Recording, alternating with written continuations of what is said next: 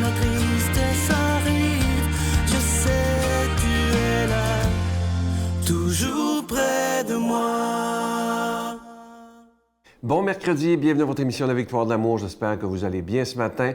Pour ceux qui étaient peut-être pas là hier ou avant-hier, vous savez que c'est la semaine du Téléthon de La Victoire de l'amour. Alors, nous prendrons vos dons toute la semaine et je vous dis merci d'avance de ce que vous ferez pour La Victoire de l'amour en ce Téléthon annuel. Je vous rappelle que nos bureaux sont ouverts exceptionnellement dès 5h30 ce matin pour récolter vos dons. On rejoint immédiatement notre amie Marie-Jeanne.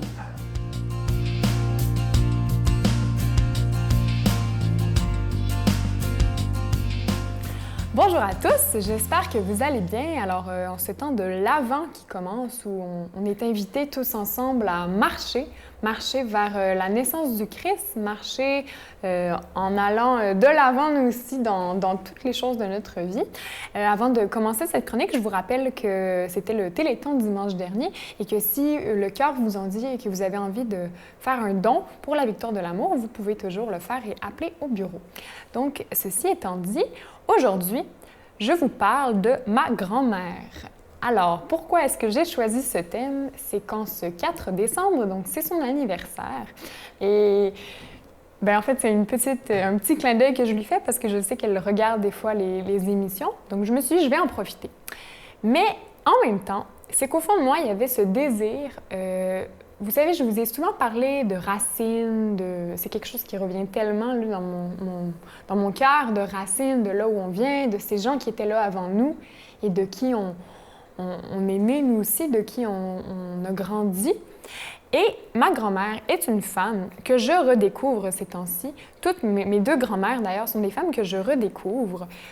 J'avais beaucoup parlé de mon grand-père parce que comme il est parti au ciel, on dirait que ça m'a plus travaillé. Mais là, je prends aussi conscience de cette chance, de cette grâce que j'ai de pouvoir, en vieillissant, en devenant moi aussi une femme plus grande, plus mature, de pouvoir prendre appui sur ma grand-mère. Alors, l'avantage, comme je me dis, c'est qu'elle a vécu, mes deux grand-mères ont vécu, et donc elles ont des choses à me dire que moi, je ne sais pas encore sur la vie.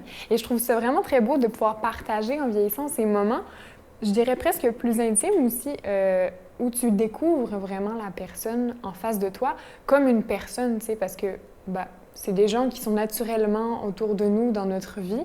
Mais là, justement, de redécouvrir ces personnes avec qui on a l'habitude d'être, de les redécouvrir sous un nouveau jour, je trouve ça magnifique.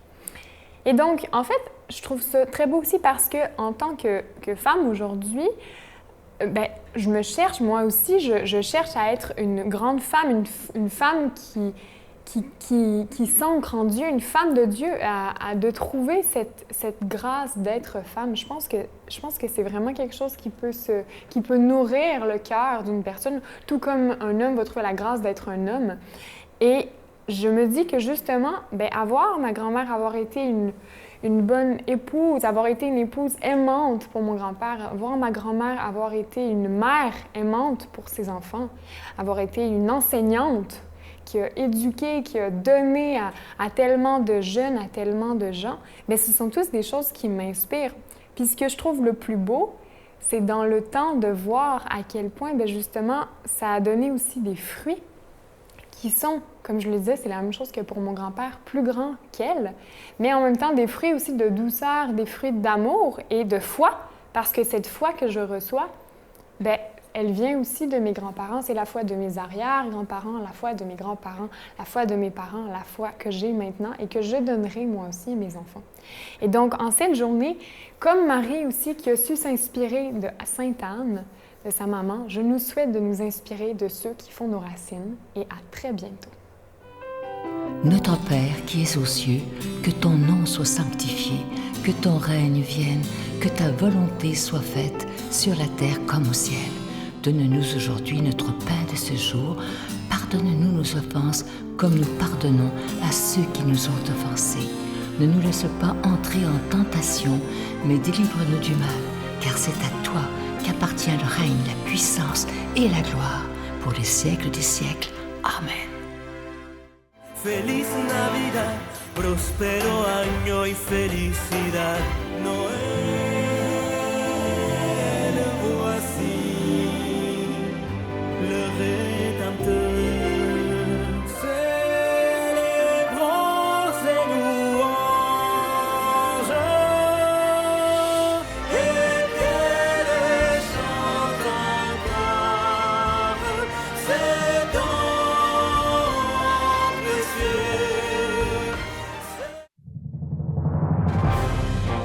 compagnie du père Michel Marie, Marcia Pilote, Sœur Angèle, Éloi Gillard, Stéphane Roy, Brigitte Bédard et Sylvain Charon. En chanson, Mélissa Bédard, Georgia Fumanti, Jessica Poulain et Miguel Padilla. Et un mini-spectacle de l'unique Natacha Saint-Pierre et Grégory Turpin. Les 6 et 7 juin 2020 à 13h et 19h à la salle Maurice-Aubry de Sherbrooke. À réserver rapidement au 514-523-4433 ou sans frais au 1-888-811-92-91. En cette semaine du Téléthon de la Victoire de l'amour, je suis tellement content de vous présenter ce magnifique cadeau du mois. D'après moi, c'est un des plus beaux depuis nos débuts, il y a 25 ans. Regardez bien à l'écran, c'est absolument magnifique. Il s'agit d'un pendentif qui représente la Vierge Marie et l'enfant. Et au bout du pendentif, il y a un petit zircon qui représente l'étoile de Bethléem. C'est plaqué nickel argenté. C'est absolument d'une grande qualité, fabriqué au Québec par des artisans. Et vous le trouverez jamais en magasin. Il a été dessiné pour nous. Il est d'une très, très grande qualité. C'est un véritable bijou. Vous le recevrez avec un don de 25 $. Et je vous rappelle que avec un don de 40 $, vous en recevrez 2. Et vous recevrez aussi un reçu pour fin d'impôt. Et je vous rappelle également que pour cette semaine, exceptionnellement, du lundi au vendredi, nos bureaux seront ouverts dès 5h30 le matin. Alors, je vous donne l'adresse tout d'abord. La Victoire de l'amour, casier postal 120, succursale Boucherville à Boucherville, le J4B 56, je vous la redonne. La Victoire de l'amour, case postale 120, succursale Boucherville à Boucherville, le J4B 56. Également par téléphone, par carte de crédit du lundi au vendredi. Cette semaine, c'est de 5h30 le matin jusqu'à 16h30 cet après-midi dans le 514-523-4433, 523-4433 ou sans frais le 1-888-811-9291, 1-888-811-9291 et aussi sur notre site Internet. Vous savez que c'est une façon très rapide, sécuritaire et efficace de faire votre don, le www.lavictoiredelamour.org. Je vous rappelle ce magnifique cadeau, le pendentif de la Vierge Marie et l'enfant et le petit zircon qui représente l'étoile de Bethléem.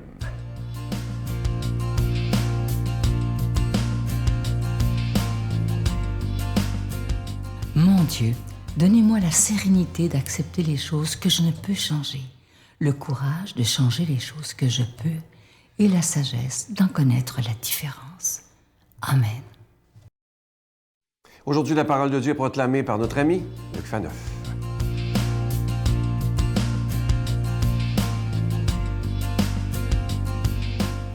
Bonjour, merci d'être là. Le compte à rebours est commencé, en fait, compte à rebours. Si on part de 20, incluant la veillée de Noël, donc 20 jours avant Noël, et c'est le premier mercredi de l'Avent, qui est un temps de préparation spirituelle. Donc, c'est ce que vous faites, n'est-ce pas? On se tourne. Noël est une fête d'abord, hein? Noël natalis, qui veut dire naissance. Naissance de Jésus, c'est une fête religieuse. Et merci de la préparer avec nous, de nous faire confiance à la victoire de l'amour. Et on va prier l'Esprit Saint afin qu'il nous éclaire et qu'on entende cette parole de Dieu, cet évangile, où on va présenter Jésus qui déploie, qui manifeste le royaume par ses actions de façon très concrète. D'accord? Donc, écoutons l'évangile.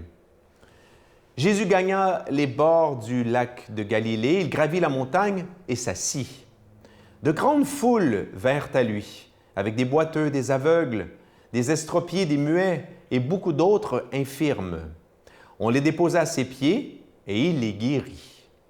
Alors, la foule était dans l'admiration en voyant des muets parler, des estropiés guérir, des boiteux marcher, des aveugles retrouver la vue, et ils rendirent gloire au Dieu d'Israël. Jésus appela ses disciples et leur dit, « J'ai pitié de cette foule. Depuis 3 jours déjà, ils sont avec moi et n'ont rien à manger. Je ne veux pas les renvoyer à jeun. Ils pourraient défaillir en route. » Les disciples lui dirent, « Où trouverons-nous dans un désert assez de pain pour qu'une telle foule mange à sa faim? » Jésus leur dit, « Combien de pain avez-vous? » Ils dirent, « 7, et quelques petits poissons. » Alors il ordonna à la foule de s'asseoir par terre. Il prit les 7 pains et les poissons, il rendit grâce, les rompit, et les donnait aux disciples, et les disciples aux foules. Tous mangèrent à leur faim. Et des morceaux qui restaient, on ramassa 7 corbeilles pleines. Acclamons cette parole de Dieu. Louange à toi, Seigneur Jésus. Oui, premier mercredi de l'Avent, dans lequel on retrouve, par l'Évangile, un Jésus. J'allais dire un Jésus qui a du cœur. Monsieur Vanneuf, vous le savez depuis toujours que Jésus a du cœur. Oui, mais Jésus a du cœur au sens de, j'allais dire l'expression toute québécoise du terme, Jésus qui va se soucier d'une chose aussi en apparence. Hey, Jésus est Dieu. Dieu, Jésus est Dieu, le Fils de Dieu. Dieu est supposé planer au-dessus de tout, n'est-ce pas? Faire tourner le cosmos et l'univers. Et là, on voit Jésus, Dieu le Fils, qui se soucie de quoi? D'une foule qui a faim, d'une foule qui est à jeun et qui se soucie de son repas. Ah, je ne veux pas les laisser repartir le ventre vide comme ça, hein, des jours et des jours de marche, la chaleur sans défaillir, et d'où les miracles. Mais pourquoi ces foules sont proches de lui? Parce que Jésus, et ça, les évangiles sont explicites, limpides, clairs comme l'eau de roche, on ne peut pas affirmer que Jésus n'a pas fait de miracle. C'est une aberration, je vais le dire plus froidement, c'est une stupidité. Okay? La vie de Jésus de Nazareth sans miracle, ça ne va pas ensemble. Jésus de Nazareth est passé à l'histoire parce qu'il était un grand, le terme technique, c'est un thaumaturge, un faiseur de miracles. Okay? Ah, on sait, ça s'est mal terminé. La croix, ça aussi. Jésus mort en croix, c'est indéniable. À l'époque, pas de services sociaux, pas de CLSC, pas de docteurs, ou en fait, des apprentis charlatans. Les gens en misère spirituelle, bon, la religion juive, mais surtout la misère physique. Des milliers de gens, tous les bobos des hôpitaux d'aujourd'hui, mettez ces gens-là chez eux, à la recherche de solutions miracles. Et on entend dire quoi? Qu'un gars est là, proche, quelques jours de marche, et tous les gens qui vont le voir sont guéris. Il me semble que moi, j'irais. J'amènerais mes enfants, j'amènerais « Hey, j'ai un petit bobo ici ». Des grandes foules. Alors, Jésus les guérit. Qu'est-ce qui est important, les miracles? Non! L'important, c'est qu'en Jésus, il y a Dieu. Seul Dieu est capable de guérir. Et ça parle pour aujourd'hui. La même puissance de Jésus est à l'œuvre. Jésus va nous guérir parfois, oui, il y a des miracles, à Lourdes et ailleurs, de problèmes physiques, de cancer, de tout ce que vous voulez, n'est-ce pas? Mais Jésus va nous guérir surtout des maux spirituels. D'accord? À l'intérieur de nous, il y a des fissures, il y a des vices, les vieux termes, n'est-ce pas? Des péchés, il y a des mauvaises habitudes de vie, et Jésus peut guérir ça. Jésus est le grand guérisseur. La plus grande, je pense, guérison que Jésus peut faire en nous, c'est de remettre beaucoup de lumière, de remettre de l'espérance, de remettre de l'estime de soi quand on est écrasé par la vie, quand notre vie semble ne plus avoir de sens. On ne sait plus pourquoi on se lève le matin, on ne sait plus quoi faire de nos journées. Hey, tourne-toi vers Jésus, tu vas voir. Tu vas voir qu'il va te relever, puis il va t'inspirer des bonnes choses à faire pendant tes journées. Donc, c'est ça, les foules acclament cette manifestation du royaume de Dieu. Et là, aujourd'hui, on peut l'acclamer aussi par les bonnes œuvres des chrétiens de l'Église. Demandons à Dieu de nous bénir, lui qui est Père, Fils, Saint-Esprit. Bonne journée. Je vous salue Marie, pleine de grâce. Le Seigneur est avec vous. Vous êtes bénie entre toutes les femmes, et Jésus, le fruit de vos entrailles, est béni. Sainte Marie, Mère de Dieu, priez pour nous pauvres pécheurs, maintenant et à l'heure de notre mort. Amen. Je vous rappelle que nos bureaux sont ouverts dès 5h30 ce matin. Merci de tout cœur de votre grande générosité en cette semaine du Téléthon. Bye. On pourrait dire que c'était pour moi une purification de ma foi, un approfondissement de ma foi. Mais c'était en même temps un temps de conviction que dans l'Église, il faut changer nos façons de faire. Il faut absolument qu'on devienne une Église beaucoup plus transparente,